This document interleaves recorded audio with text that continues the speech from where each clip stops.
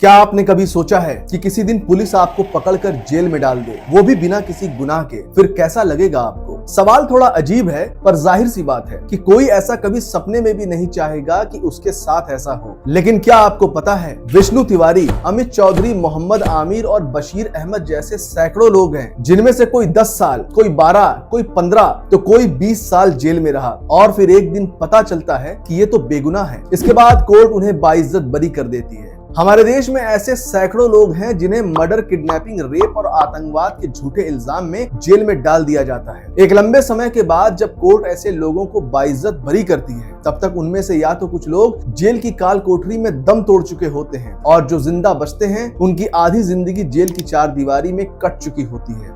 National crime records bureau यानी NCRB की एक रिपोर्ट के मुताबिक भारत की जेलों में बंद कैदियों में सिर्फ 24% कैदी ही अपने अपराध की सजा काट रहे हैं, जबकि 76% कैदी ऐसे हैं जिनके अपराध अभी तक साबित नहीं हुए हैं और अदालत में सालों से उनके मुकदमे चल रहे हैं, लेकिन फैसला आज तक नहीं आया। इन 76% लोगों में ऐसे भी होंगे जो बिना किसी गुनाह के सालों से सजा काट रहे हैं। अब सवाल ये उठता है कि ऐसे बेगुनाह लोग जो सालों तक जेल में रहने के बाद बाइज्जत बरी कर दिए जाते हैं, आखिर उनके साथ क्या हादसा हुआ था और खुद को बेगुनाह साबित करने के लिए ऐसे लोगों ने कैसे लड़ी इतनी लंबी लड़ाई?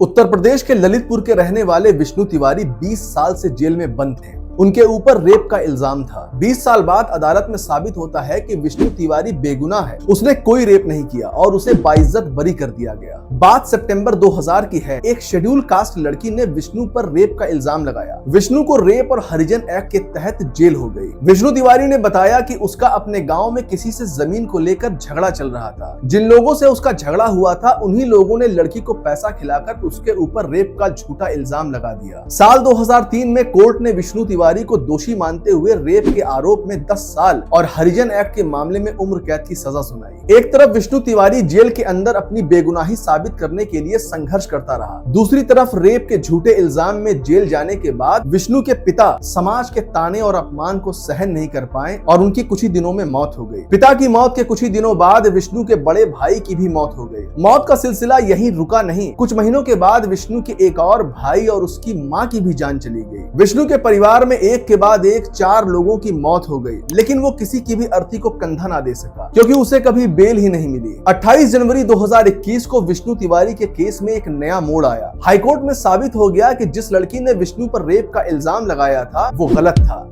फाइनली 20 साल जेल में काटने के बाद 3 मार्च 2021 को हाईकोर्ट ने विष्णु तिवारी को बेगुनाह बताया और उसे बाइज्जत बरी कर दिया गया। जब विष्णु जेल गया वो 23 साल का जवान लड़का था, लेकिन 20 साल बाद जब वो जेल से छूटा तब वो 43 साल का अधेड़ हो चुका था। जेल से बाहर आने के बाद वो खुश तो था, लेकिन उसका चेहरा बता रहा था कि इन 20 सालों में जो उसने खोया है उसकी भरपाई कोई नहीं कर सकता।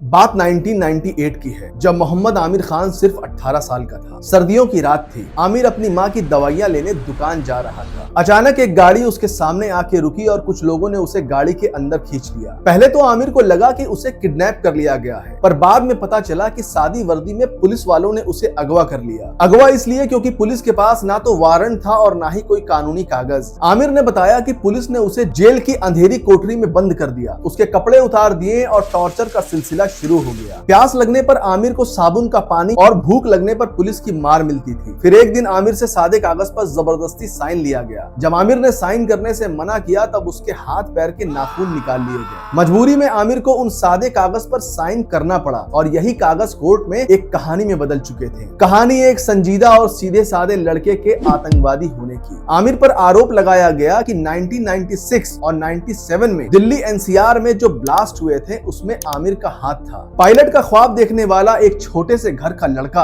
एक ही रात में बम ब्लास्ट का आरोपी बन गया। 2010 में आमिर के पिता की मौत हो गई, लेकिन आमिर को अपने पिता की कब्र पर मिट्टी डालने के लिए भी जेल से बाहर जाने की परमिशन ना मिली। एक तरफ बेटा अपने बाप के जाने के गम में जेल की काल कोठरी में तड़प रहा था और दूसरी तरफ उसकी माँ के आंसू पोंछने वाला कोई न था। जेल की चार दीवारी में समय बीतता गया। फिर 2012 में यानी 14 साल बाद कोर्ट ने आमिर को बाइज्जत बरी कर दिया। जेल से छूटने के 4 साल बाद national national human rights commission के आदेश पर दिल्ली पुलिस को आमिर को 5 लाख का मुआवजा देना पड़ा। आमिर ने एक किताब भी लिखी है, framed as a terrorist my 14 year struggle to prove my innocence. इस किताब में आमिर ने अपने ऊपर हुए जुर्म की पूरी दास्तान लिखी है।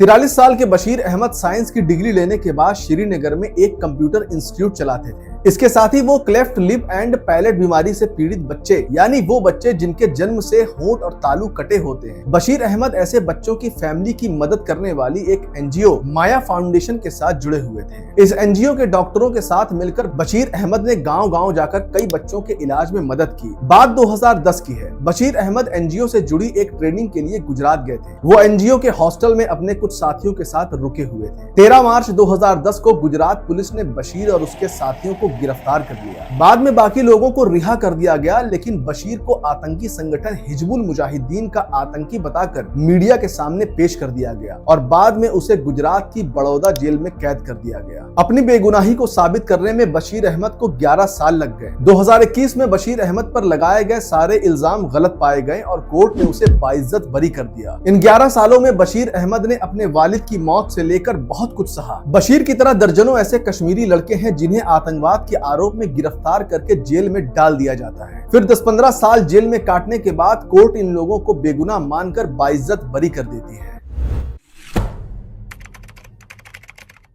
बात 2011 की है। उत्तर प्रदेश के बागपत के रहने वाले अमित चौधरी अपनी बहन से मिलने उसके गांव गया था। उस समय अमित सिर्फ 18 साल का था। उसी समय गांव में एक पुलिस कांस्टेबल की हत्या हो गई। इस हत्याकांड में गांव के 17 लोगों को पुलिस ने गिरफ्तार किया, जिनमें सबसे कम उम्र का अमित चौधरी भी शामिल था। उस समय अमित BA सेकेंड ईयर का स्टूडेंट था। हत्या के आरोप की वजह से अमित की पढ़ाई और आगे बढ़ने का सपना खत्म हो गया, क्योंकि अमित के ऊपर मर्डर करने वाले गैंग में शामिल होने का आरोप था। 2 साल जेल में रहने के बाद साल 2013 में अमित निर्दोष साबित हुआ और उसे बाइज्जत बरी किया गया। कमाल की बात तो यह है कि अमित ने अपना केस खुद लड़ा। जेल जाने के बाद अमित ने हार नहीं मानी और उसने ठान लिया था कि अपने हालात उसे खुद बदलने होंगे, ताकि वो और उसका परिवार समाज में सिर उठाकर चल सके। जेल में रहकर अमित ने सबसे पहले ग्रेजुएशन किया, फिर LLB और LLM की डिग्री हासिल की। इसके बाद अमित ने अपना केस खुद कोर्ट में लड़ा और खुद को निर्दोष साबित किया।